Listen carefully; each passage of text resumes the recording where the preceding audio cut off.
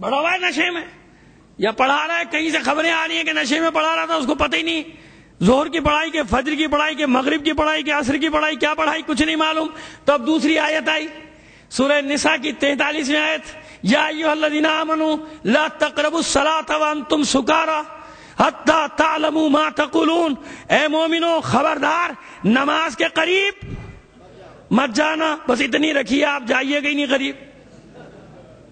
آیت کہہ رہی ہے، قرآن کہہ رہا ہے یا ایھا الذین آمنوا، اے مومنو خبردار نماز کے قریب نہ جانا، بس آدھی پکڑ کے رکھیے، باقی ضرورت کیا ہے آگے پڑھنے کی؟ جو پوچھے گا یار لکھا ہوا ہے قرآن میں موجود ہے، مومنو کبھی نماز کے قریب نہ جانا۔ بہت ڈرتا ہے نا مومن اس سے، پتہ نہیں کیوں ڈرتا ہے، کیا اس میں ایسی چیز ہے کہ ڈرتا ہے اسے؟ مسلمان مومن سب کی بات کر رہا ہوں، جو ڈرتے ہیں ان کی بات کر رہا ہوں، جو پڑھتے ہیں ان کی بات نہیں کر رہا۔ یا ایھا الذین آمنوا لا تقربوا الصلاۃ، توڑ دیا آیت کو، بس نہیں جانا قریب۔ آگے کیا تھا بھائی؟ وانتم سکارا، در حالی کہ تم نشے میں ہو، اگر نشے کی حالت میں ہو قریب مت جانا نماز کے، حتی تعلموا ما تقولون، یہاں تک کہ تمہیں معلوم ہو کہ تم کہہ کیا رہے ہو۔ یعنی اب دوسری خرابی بتائی کہ شرابی کو یہ پتہ ہی نہیں ہوتا کہ وہ کہہ کیا رہا ہے۔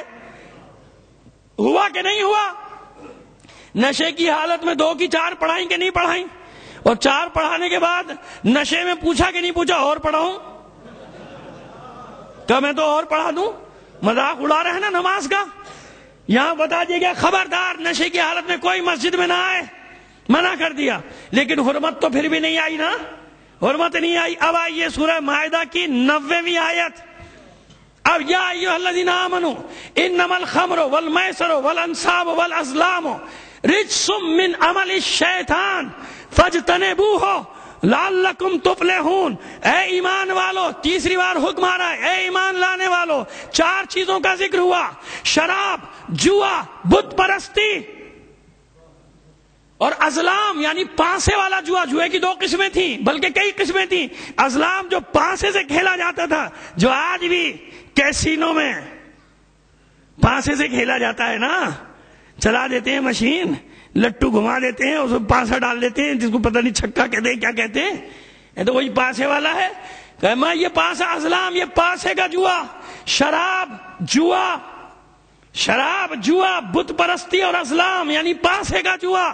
رجسم، یہ رجس ہے، پلیدگی ہے۔ 3 طرح سے حرمت ثابت ہے، 3 چیزوں سے اس آیت میں حرمت ثابت ہے، لیکن کسی 2 نمبر مولوی کو پکڑ کے بٹھاؤ گے تو وہ کیا بتائے گا کہ کہاں سے حرام ہے، شراب کیسے حرام ہے؟ سنو، 3 اس آیت میں 3 جگہ سے حرام۔ کتنی چیزوں کا ذکر ہوا؟ 4، شراب، جوا، بت پرستی اور ازلام۔ یہ بتاؤ، بت پرستی، شراب، جوا، ان 4 کا ایک حکم آ رہا ہے، ان سب کا ایک حکم، انما الخمر والمیسر والانصاب والازلام رجس، رجس ہے یعنی پلیدگی ہے، نجاست ہے۔ اسلام میں ہر نجاست حرام ہے کہ نہیں؟ اسلام میں ہر نجاست حرام ہے کہ نہیں؟ رجس ہے، رجس۔ ایک جگہ یہ ثابت ہوا کہ رجس ہے، یہ پلیدگی ہے، یہ نجاست ہے، ہر نجاست حرام، اسی لیے تو ہر رجس سے اہل بیت کو دور رکھا۔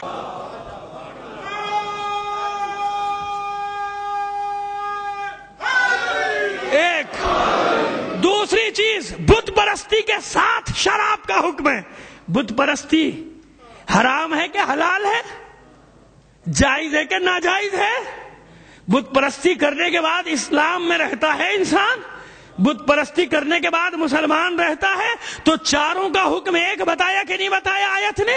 انما الخمر والمیسر والانصاب، بت پرستی، شراب، جوا اور پانسا، 4 کا ایک حکم، یعنی جو حکم بت پرستی کا ہے وہی شرابی کا ہے، وہی جواری کا ہے۔ رجس من عمل الشیطان، یہ شیطان کے کاموں میں سے ہے، یہ پلیدگی ہے۔ تو 2 جگہ سے ثابت ہوا، ایک بت پرستی کے ساتھ قرار دیا شراب کو، ایک رجس پلیدگی قرار دیا۔ اور پلیدگی کیا ہے؟ نجاست۔ نجاست اسلام میں حرام ہے کہ نہیں؟ اور تیسرا بعد میں کیا؟ فجتنبوہ، امر کا صیغہ، تمام مکاتب فکر جانتے ہیں کہ شریعت میں جہاں بھی امر کا صیغہ یعنی حکم کے ساتھ بات آئے یہ امر واجب پر دلالت کرتا ہے. فاجتنبوہ یعنی ہٹ جاؤ اس سے دور رہنا واجب ہے. بس یہ آیت آئی اور رسول نے شرابیوں کی نماز پڑھانے سے منع کر دیا. جب یہ آیت آئی رسول نے زکوٰۃ اور خمس دینے سے منع کر دیا کہ خبردار کوئی شرابی کو خمس میں سے بھی نہ دے، زکوٰۃ میں سے بھی نہ دے. نماز جنازہ پڑھانے سے منع کر دیا. شرابی بیمار ہو جائے تو رسول کا حکم ہے کہ اس کی عیادت کے لیے بھی مت جاؤ. حرام ہے کہ حلال؟ لیکن کتنے آرام سے سکون سے آپ لوگوں کو دوسرے مسائل میں الجھا کے شراب کو عام کرنے کی باتیں کی جا رہی ہیں. دیکھا آپ نے؟ تو یہ مولا بتا رہے چھٹا امام کہ جب یہ دیکھو کہ اسلامی معاشروں میں شراب اس طرح سے پھیلانے کی بات کی جائے تو انتظار کرو، اپنے آپ کو تیار رکھو، وہ ہمارا آخری ضرور آئے گا. بس سمجھ لینا کہ ہمارا آخری آنے والا ہے. صلوات بھیج دیجئے محمد و آل محمد پر.